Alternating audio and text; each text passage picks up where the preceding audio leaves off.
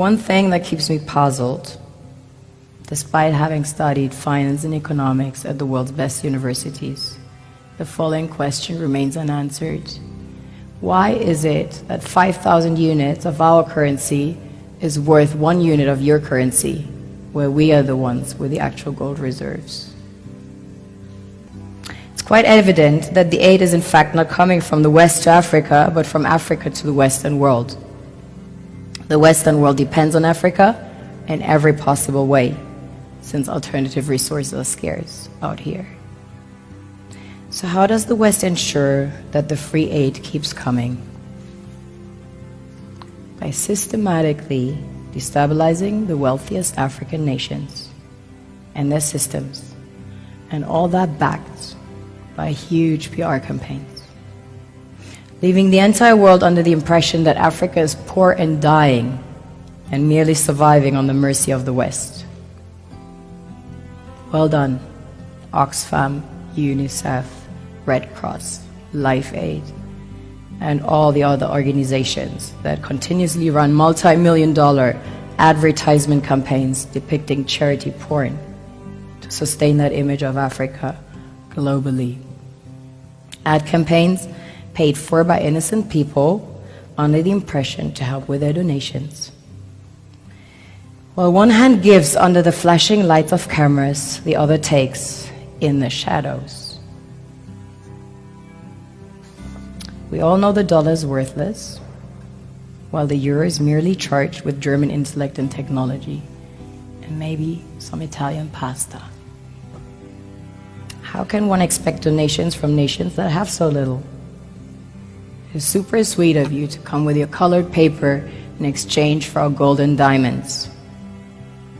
But instead, you should come empty-handed, filled with integrity and honor.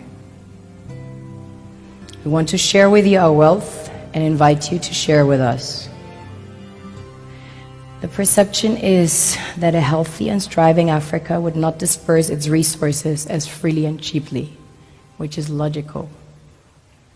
Of course, it would instead sell its resources at world market prices, which in turn would destabilize and weaken Western economies, established on the post-colonial free meal system. Last year, the IMF reports that 6 out of 10 of the world's fastest growing economies are in Africa, measured by their GDP growth. The French Treasury, for example, is receiving about $500 billion year in, year out, foreign exchange reserves from African countries based on colonial debt they forced them to pay. Former French President Jacques Chirac stated in an interview recently that we have to be honest and acknowledge that a big part of the money in our banks comes precisely from the exploitation of the African continent. In 2008, he stated that without Africa, France will slide down in the rank of a third world power. This is what happens in the human world, the world we have created. Have you ever wondered how things work in nature? One would assume that in evolution the fittest survives. However, in nature, any species that is overhunting, overexploiting the resources they depend on as nourishment, natural selection would sooner or later take the predator out because it offsets the balance.